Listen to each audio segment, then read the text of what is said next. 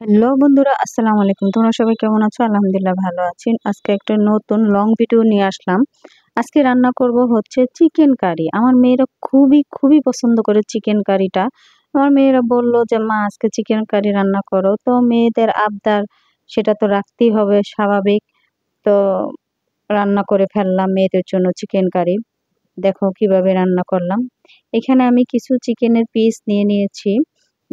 এখানে হাড্ডির অংশটাই বেশি, মাংস কম। তো এখানে দিয়ে দিলাম হাফ চামচ পরিমাণ গোলমরিচের গুঁড়া, তারপরে দিয়ে দিলাম স্বাদ মতো লবণ, তারপরে দিয়ে দিলাম সুন্দর করে স্বাদ মতো লবণ দিয়ে তারপর দিয়ে দিলাম 4 টেবিল চামচ পরিমাণ কর্নফ্লাওয়ার। তো দিয়ে সুন্দর করে মেখে নিব। আমি অফ ক্যামেরায় একটা ডিম দিয়েছি, কিন্তু ডিমটা ভিডিও করতে মানে মনে ছিল না। যাই হোক, তো এদিকে আমি চুলার মধ্যে তেল বসিয়ে দিলাম। পর্যাপ্ত পরিমাণে তেল দিয়ে এখানে আমি চিকেনের পিসগুলো ভেজে নিব সুন্দর করে। অত বেশিও ভাজবো না, অত কমও ভাজবো না, মোটামুটি মিডিয়াম আঁচে সুন্দর করে চিকেনের পিসগুলো ভেজে নিব। এই তো এখন একটু উল্টে পাল্টিয়ে দিচ্ছি চিকেনের পিসগুলো। বাসায় যেকোনো জিনিস বানিয়ে খেলে আসলে খুবই সুস্বাদু হয়। তো আমার যেগুলো প্রথম আমি দিয়েছি সেগুলো হয়ে গেছে। এখন এগুলো উঠিয়ে নিচ্ছি এক এক করে। তারপরে আবার কিছু ছিল, সেগুলো আবার দিয়ে দিচ্ছি। এই যে দেখো, যেগুলো বাকি ছিল সেগুলো দিয়ে দিচ্ছি, ভেজে নিব। বাকি যে চিকেন পিসগুলো ছিল ওগুলো প্রায় হয়ে গেছে, উল্টে পাল্টিয়ে দিচ্ছি। এখন এই পিসগুলো, চিকেনের পিসগুলো উঠিয়ে ফেলবো সুন্দর করে। যাই হোক, আমার সবগুলো চিকেনের পিস ভাজা হয়ে গেছে, এখন রান্না করব। তো চুলায় একটি হাঁড়ি বসিয়ে দিলাম, এর মধ্যে সামান্য পরিমাণ তেল দিছি, বেশি তেল দিইনি, সামান্য পরিমাণ। তারপর এখানে দিয়ে দিলাম রসুন কুচি, রসুনের কুচি দিয়ে দিয়েছি। তারপর দিয়ে দিলাম সামান্য পরিমাণ আদা।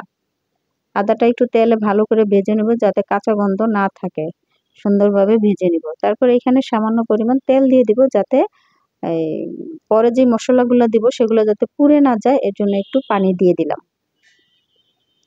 তো তারপর দিয়ে দিলাম ধনিয়ার গুঁড়া, মরিচের গুঁড়া আর জিরার গুঁড়া দিয়ে মশলাটা সুন্দরভাবে কষিয়ে নিব। এই তো সুন্দরভাবে মশলাটা কষানো হয়ে গেছে আমার। এখন দিয়ে দিব ক্যাপসিকাম, এই দেখো। তারপরে দিয়ে দিচ্ছি হচ্ছে টমেটো, তারপর দিয়ে দিচ্ছি এই পেঁয়াজ কিউব করে কেটে নিয়েছি সুন্দর করে। তারপর স্বাদ মতো লবণ দিয়ে দিচ্ছি, দিয়ে একটু নাড়াচাড়া করে দিচ্ছি সুন্দর করে। তারপর এখানে দিয়ে দিব হচ্ছে টমেটো সস। এই তো টমেটো সস দিয়ে দিলাম। তারপর দিয়ে দিব হচ্ছে চিলি সস। চিলি সসটা আমার ফ্রিজে ছিল, তো একটু দলা পেকে গেছে। যাই হোক, তারপর দিয়ে দেবো সয়া সস, দিয়ে সুন্দর করে নেড়ে চেড়ে নিব।